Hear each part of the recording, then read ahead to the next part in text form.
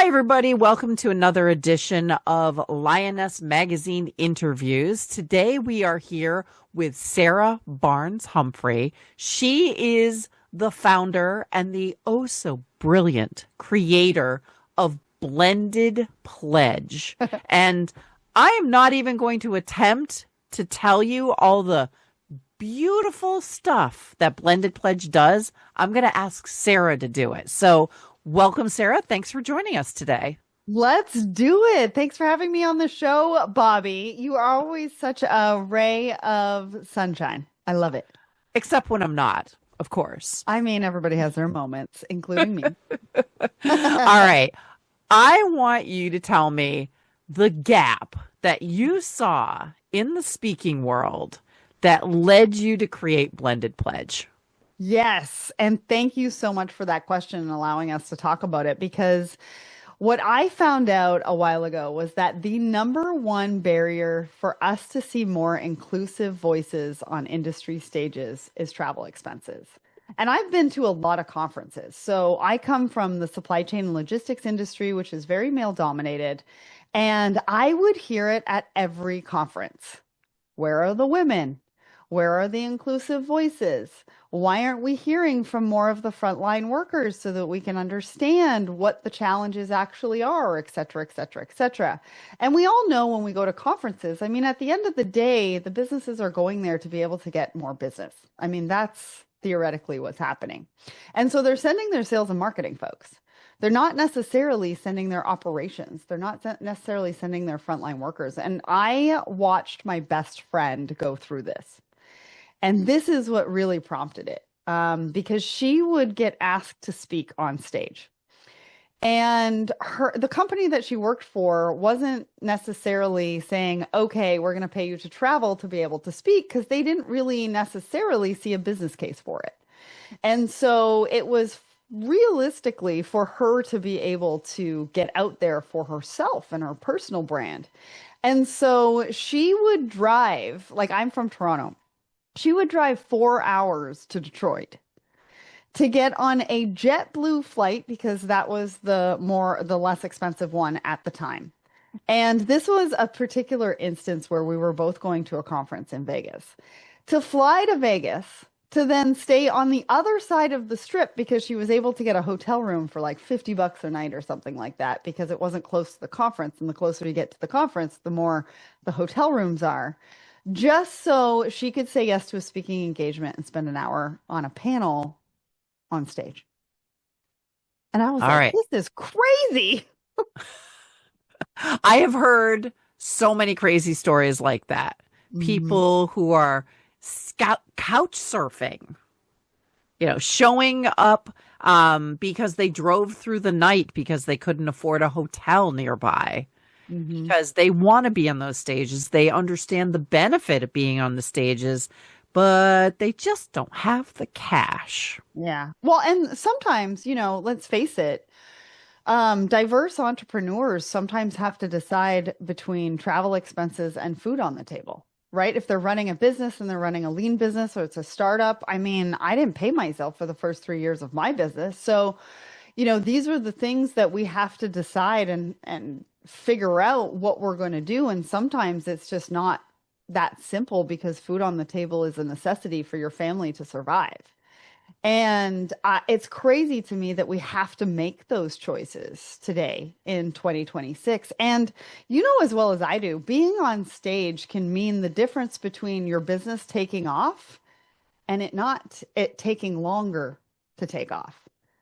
Right? Because if you can be seen in front of the right people, and you never know until you say yes, and you never know until you do it. If you can be seen in front of the right people, that could mean more sales. It could mean more speaking engagements. It could mean more book sales if you're an author. I mean, it can mean so many different opportunities for that one person to spend an hour on the stage, half an hour, 30 minutes, 45 minutes, an hour. It doesn't have to be an hour, whatever that looks like. And so going back to your original question, Blended Pledge gives away grants to cover travel expenses so that we can see more inclusion on industry stages. So is it just travel funding? It is. Yeah. Okay. So it's, airfare or car rental, like it's transportation. It's the hotel and sometimes it could be like a not a speaker's fee, but like registration, they have a discount for speakers, which that one drives me crazy. Oh, If me you're too. asked to speak and they're not going to pay you to speak, you should at least get registration for free. That's right. So those are the types of things that we are covering with the grant. And it is a refund. So basically, you have to pay it and then we will refund it because you have to prove that you went and all that kind of stuff. All right. So take me back to the beginning of Blended Pledge. Yeah. When was that? What'd you do? How'd you get started? So I'm going to take you a little bit further back. Okay. In January 2018, I had sort of lost everything 10 days before my 37th birthday, which was at the end of 2017. And I had decided to double down on my podcast, Let's Talk Supply Chain. And I wanted to feature more women. I wanted to understand their stories within the supply chain industry. And so in January 2018, I started a Woman in Supply Chain series on the podcast. And it eventually grew into podcasts and blogs and things like that. But in January 2020, I have a very blended and mixed family. And I just thought, there's so much more about this conversation than just gender. And I really wanted to encompass all that I was learning through a blended family. And I announced it on my live show in January 2020. And I had no idea what I was going to do. I just said, I'm thinking about doing something. I'm going to do it. Stay tuned. I'm going to let you know. And I noodled on it for like probably about 6 months. And I don't know if you remember, but 2020 it was a very charged year. There was a lot going on within diversity and inclusion. There was a lot of tragedies that were going on. And I sort of needed to go through all of that to really understand what kinds of conversations were needed. And in October 2020, I actually launched the podcast first. And so it's called Blended. And at the time, I didn't realize there were so many blended family podcasts. Otherwise, I might not have called it Blended, but here we are. And it's where I bring 5 different people from different walks of life together to talk about inclusion in the workplace. And I did that because I wanted sort of this like red table talk type thing for podcasts. And then within the year afterwards, it was gaining momentum. There was a lot of people talking about it. They really enjoyed the conversations and hearing from everyday people. And then I was like, well, I want to do more. So how do I turn this into more of a movement? And I got a group of people together and they were great. They were friends of mine and they sort of threw out ideas and we landed on this, let's make it really tangible. And that's where the travel expenses came up. And it really tied into obviously what my best friend was going through at the time, what I had gone through to sort of get to where I am to be able to at least get travel expenses paid. And I knew she was not alone. And so that's when we decided to focus on travel expenses, getting more inclusive voices on industry stages, because for organizations too, it's really important. If you're going to send your people to a conference to learn, you don't want them learning from the same people. I mean, I'm just going to throw it out there. Yeah, I agree with that. I talk to people all the time about panels and, of course, the dreaded manels, but they really sometimes need to be told, listen, your panel will be a better discussion if you have diverse points of view. If every single person on that panel has the same lived experience, it is going to be boring. But So it's boring. also not representative of the people that work within your organization anyways. Yes. And if you're going to 100%. send them to a conference, they want to be able to resonate with the people on stage. You want them to come back charged, Excited. energized, excited, motivated, have ideas, have innovation. Otherwise, why are you sending them? Absolutely. 100%. And that's why we started Innovation Women too. So We're awesome partners. Speaking of awesome partners, are you doing this all yourself with a team of volunteers? I am. Yes. We aren't at we're still sort of in like startup going into growth mode, sort of. And so we don't necessarily have the funds to be able to hire somebody to run the organization just yet. That is a goal. But we have amazing, amazing volunteers, and most of them are just super passionate about this conversation within industry, right? They've seen it firsthand. They go to conferences, they're part of industry, they know what they've seen on stage before, they know what they want to see on stage, and they want to be part of the movement where we can collectively see change. And that's really what it's all about around being a volunteer for Blended Pledge. And so we have the executive committee, we've got committee chairs, and then we've got volunteers under those committee chairs. We have some gaps. With any volunteer, there is volunteer organization, there is attrition. And so that's something that we are constantly battling. And we're always looking for volunteers. But yeah, the volunteers that we have are amazing.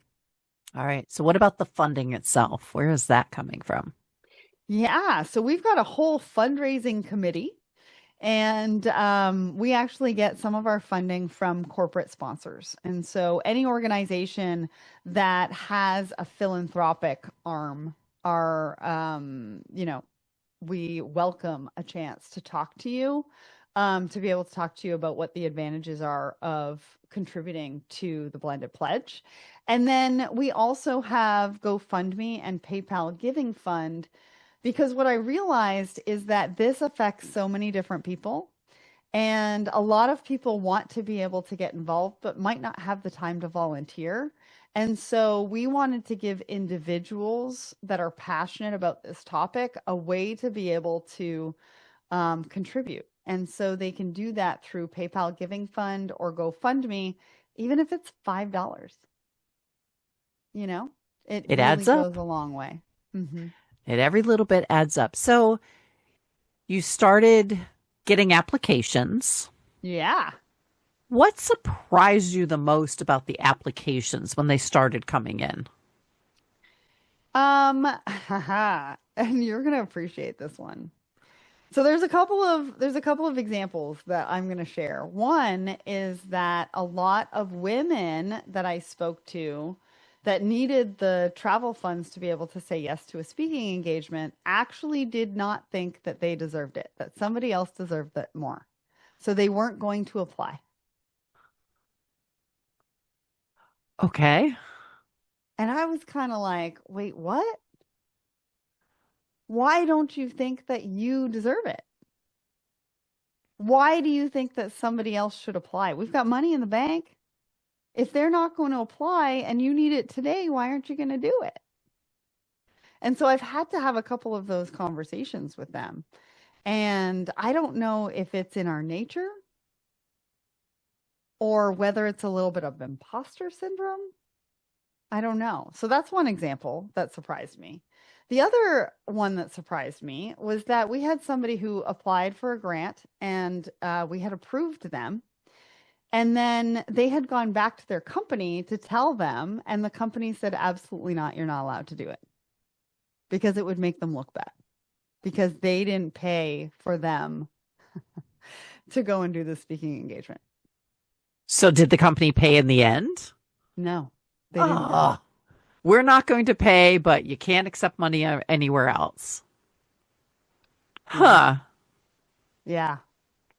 So those two, I think, have been the most surprising since we started. The one grant winner, and I think we've given away about 12 grants so far, which has been amazing because we've really been able to see what they've been able to do with that and how it really helped them. One of them was a former American Ninja Warrior and race car driver. And that story is in our corporate sponsorship deck because McKenna obviously representing a very male dominated industry at 20, I think she was 24 at the time. And she took our grant and she paid for the travel expenses and she went and spoke in front of a very large audience at a conference within her industry that was mostly male dominated. So you can just imagine her age, usually, right? That's usually a bit of a challenge to overcome.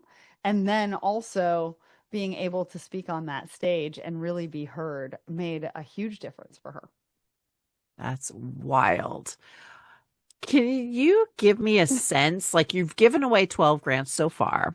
Mhm. Can you give me a sense of how much are those grants for? Like, what does it cost? Do you have information Yeah. about what the average speaker pays to attend a conference all Yeah. in? Well, and it kind of varies, right? So Yeah. we toyed with this from the very beginning because we needed to have a maximum, right? We couldn't just accept travel expenses that were, super high because then if we didn't have the funding, we wouldn't be able to fund that many grants. So we actually settled on a maximum of $2,000, but I will tell you that majority of them will hit between 1,200 and 1,500. It really depends on where they're going. We can also only support conferences within the US and US residents, or I think it might be North America. We're looking to expand into different regions, but we need a lawyer on our executive board to be able to help navigate that because there's all sorts of like taxes and different things that we have to consider when we do give away a grant to somebody who's not within North America. And so right now we can only do it for folks within North America. And so you can understand not traveling internationally, that keeps some of the costs down as far as like airfare and hotel, et cetera, et cetera. Yeah. But I mean, let's face it, these opportunities are priceless when Hmm. it comes to your visibility, your ability to be seen as a thought leader and an expert. I I understand from the point of view of event organizers, like a Yeah. big conference or an event, they may have hundreds of speakers. It's an entirely different situation business model wise if you were to Mhm. pay every speaker. Right. But at the same time, like there's also the speaker inside of me that goes, I am your content. Hmm. I deliver what you are marketing. Hmm. Why am I not compensated? Have you had those conversations with event organizers? I have had those conversations, and actually, we've been in conversations with some of the event organizers to sort of figure out how we can partner with them. We obviously need to be a little bit careful because we can only send one person per conference so that it doesn't look like we are, biased one way or another. And so one of the ways that we've talked to event organizers about working together is because we're a charity and a nonprofit, is there a way to be able to give some of the proceeds as a charitable donation to Blended that could then fund some of the travel for future speakers? That's one way that we've talked to them. It's a little bit difficult to have those conversations and to navigate through and figure out what kind of partnership would work well for them. Obviously, they get asked for travel expenses all the time, and so they want to be able to work through us. But we have limitations in the fact that we also can't fund all of their speakers and their travel expenses and things like that.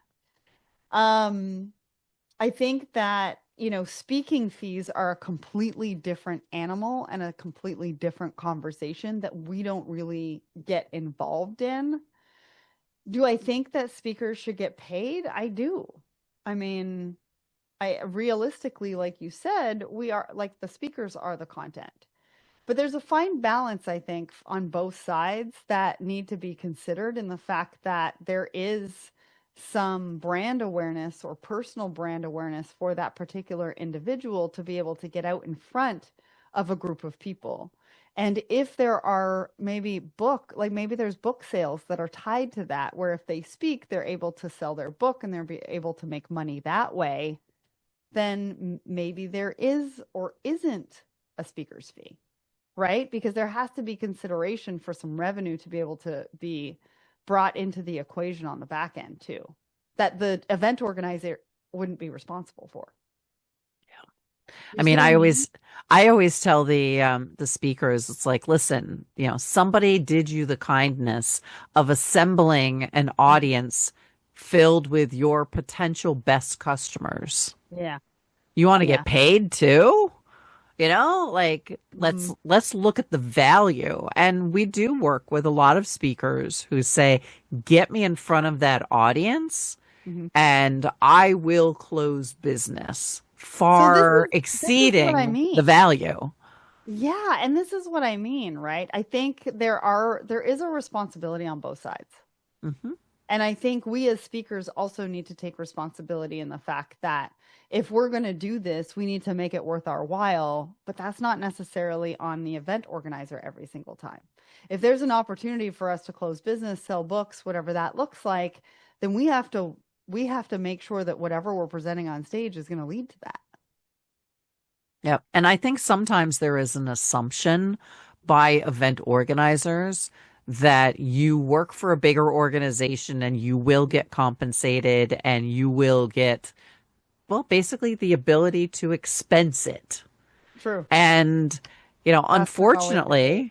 unfortunately, women are often the people that are lower down in the organization, and the company is not going to cover their expenses or Very even, frankly, give them time off. true. That is true. I think the other thing, excuse me, that we have to do, that we have to stop doing as women, because I do talk to a lot of event organizers that go out to a lot of women and offer the opportunity to speak on stage. And a lot of times they get told that, oh, I might not be the right fit. Why don't you go and talk to my male colleague about it? And so we're passing off these opportunities because we don't think that we're the right fit instead of potentially saying yes, because we could represent an opportunity for somebody else in that audience for them to see it through us and the fact that it is possible. Absolutely. All right. I want to talk to speakers now. Hmm. When they are looking to speak at a conference or an event, Hmm. blended pledge is one option if they don't have a way to get there and get their travel funded. When should they ask the organizers for travel funding and how should they phrase that? That is a great question, and you probably know this better than me. I would ask for it up front. I would say I really appreciate the opportunity. My organization is not going to travel or cover the travel expenses, and so it will have to come out of my pocket. And so I do just want to find out what your temperament is to covering some of my travel.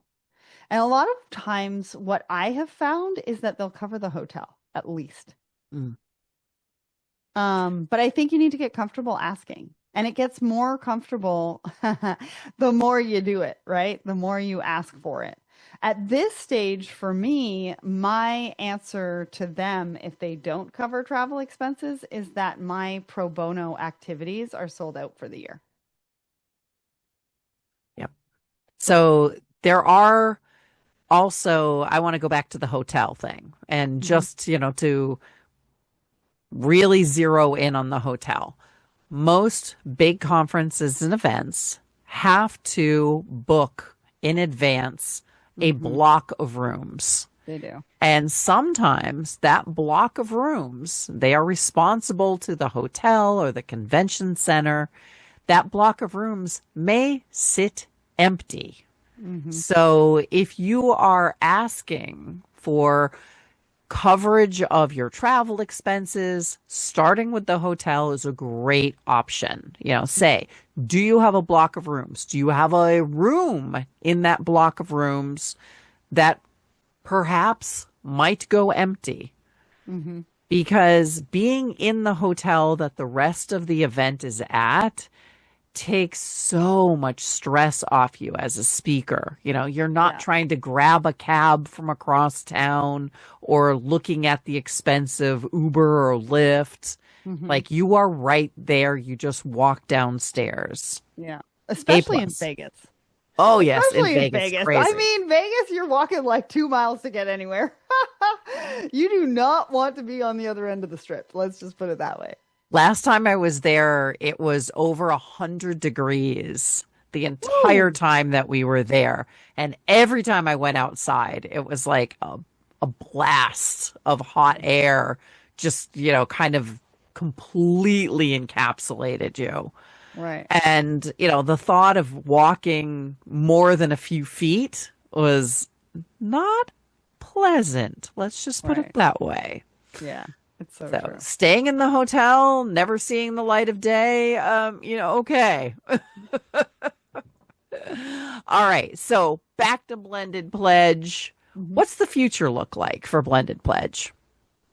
Well, we are currently looking for a president and a vice president for the organization to take us into sort of that growth mode, right? We've been in startup for a while.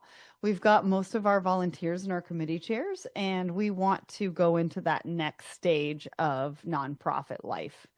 And so we are looking for the right people to be able to do that for us.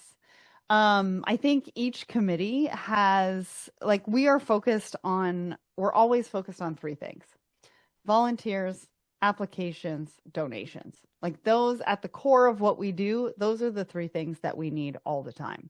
So we are looking to create more brand awareness to be able to get applications or applicants to apply, because we have some ambitious goals, right? We want to be able to give away 10,000 grants within the next 5 years or something like that. And so to do that, we're obviously going to need some donations and funding, but we're also going to we need people to know about it. We need people to take the opportunity to apply for those grants. Absolutely. I'm talking to you all, Innovation Women members, right? We talk about this all the time. I point you to Blended Pledge. You need to fill out those applications. And speaking of the applications, Mhm. what mistakes are people making on those applications? Can we just head them off at the pass? Like, tell me what to do. Our application process is fairly simple, like a lot of the questions are mandatory. What we really want to know is we want to know why this speaking engagement is important to you. We need confirmation that you have the speaking engagement because that's super important to us. And then we need proof of identity because we need to know that you are who you say you are. And so it's fairly straightforward, but we want you to tell us a story, right? We also want to know what it is that you're going to do for Blended Pledge at the conference to say, hey, these are the people that sent us there. And here's why it was important to me. So we want to know that you're locked in to our mission and what we do, just as much as you're locked in to get the travel expenses covered. And we want to know the story. We want to know, what your goals are at the event. We want to know what you want to get out of it, and we want to hear from you afterwards too. Excellent. All right. Any last words, Sarah? Any things that you want people to remember or know about Blended Pledge? Yes, blendedpledge.org. Head over there, check out the podcast episodes because we have over 60 episodes about some of the hardest topics. Like I did an episode a couple months ago about privilege, and that one, you were on that one. Were you not? I You was. were a guest on that episode. Wasn't that just mind blowing? I got to say, I felt like a bit of an imposter on that one. Your other guests were absolutely mind blowing. But that's the magic of Blended is bringing people together who may not always have conversations and learning from each other. So it's one Yeah. thing for the audience to learn, right? But I think the people who are involved in that conversation, and I was just blown away. I walked away, and I think everybody did from that conversation thinking differently about privilege. So yeah, I would highly recommend everybody go and check out the podcast because we talk about some pretty cool topics or hard topics. And Bobby is on that one. And then yeah, apply. Come and see what it's all about because we'd love to have you apply. We'd love to give away some grants. And if you're wanting to volunteer, it's all there. Volunteer applications, donations, it's all on blendedpledge.org. Thank you so much. We're here today with Sarah Barnes-Humphrey. She is the founder of Blended Pledge, an organization that helps you pay for the travel and the expense of speaking at conferences. Thanks, Sarah. Thanks so much for having me.